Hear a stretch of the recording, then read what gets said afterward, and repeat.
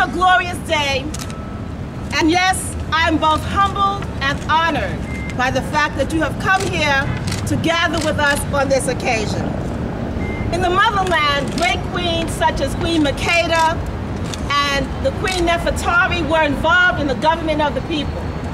And as we were transferred here and brought across the waters, we saw that same African greatness in women such as Fannie Lou Hamer, right? Harriet Tubman, the Honorable Shirley Chisholm. And I say that I have that same African heritage in my blood. And just as the Honorable Cynthia McKinney steps to walk to Congress, I plan to step to the Assembly and speak on your behalf for the things that we know that we are entitled to. That's right.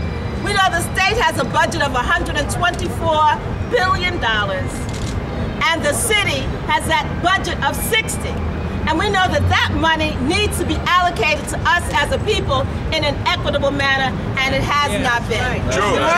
We heard the senator talk about the campaign for fiscal equity for schools, how that money is being withheld.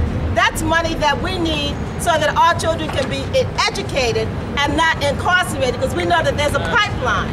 We know that they target our children from the 3rd grade straight on through to figure out how many jail cells they're going to build. But we say take that money, don't put it into incarceration and jails, but put it into classrooms. Reduce class size as a requirement. And I'm talking about from 2-year-olds on up to the college level. When we went to Cuba, we saw the benefits of what a free educational system can do. Even people who want to be doctors are educated free of charge. So we're looking at a country whose literacy rate is 98% compared to ours, but yet and still, with all of the oppression that they have, they're able to provide free education for all of their people. And we say that that is something that we should strive for. We have the ability, the money is there, it's in the budget, it's simply how we place our priorities that will determine what we do.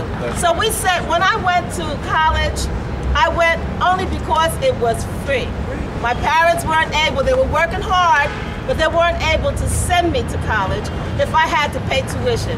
But the City University of New York provided that free education so that I was able to go to Hunter College, graduate from there, and then pursue my career in education. So I say to you that that is one of the priorities that I have. Teaching is my gift. I was a teacher, I was in the Board of Education system for over 37 years. And I think that there's much that I have gained that I would like to share with other people to understand what it takes to be effective in the classroom. Teachers need time to be able to have collaborative planning.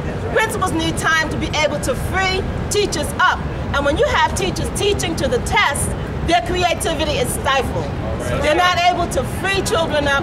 They're not able to build the social skills that are so critical to children being effective. So what does it give us if we get geniuses who don't know how to relate to one another, who don't know how to treat one another, and who don't have a regard for human life? I say that that's a sad situation, and that's one that we have to look to correct so that we're not putting money into a system, lockstep, teach to the test, on task, just doing book reading and not expanding the education to involve culture, not having the facilities such as the Science Resource Center, which I was able to establish in my school, so that children can have that hands-on experience, so it's not just something that you're reading in a book, but something that you're experiencing. We know that we have much work to do. We look at police brutality.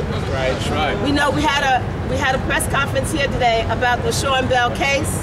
Pastor was here along with others, and that's an issue that to me speaks of great injustice.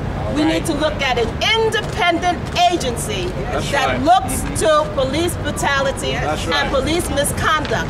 And I believe we should have a residency requirement for those people who want to be in our communities policing us.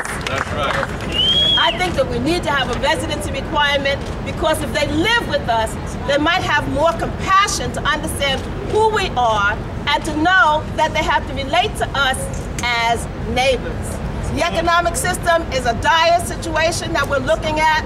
Black male unemployment is high, Latino male unemployment is high, and I want to acknowledge the work that Charles and Paul Washington did to develop the Black Male Initiative so that they were able to create some jobs, especially in East New York section, about 2,000 jobs for people who needed employment. But that was just a pittance. We got to get the state to give us billions of dollars if we want to turn this situation around. So I do want to acknowledge that work as well.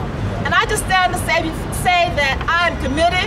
I've been working in civil rights and human rights issues since I was 14 years old, and I am now 62 years old. So that's been a long, long time. But my parents raised me to have a love of culture, to value people, and to do my best, give my best, and expect the best to come back. My parents had me learn a song, give to the world the best you have and the best will come back to you. So I promise that as I go forth into the halls in Albany, that I will keep you always before me and I will continue to do my best. And I want to say that I have a model to follow in terms of how you get into that system, but maintain your dignity, maintain your integrity, stick to your values, and still bring resources to the community. And that model that I have to follow is in my beloved husband, Charles Barron. So I promise I'm going to do my best, and I know that you're going to be with me, and God bless you, and keep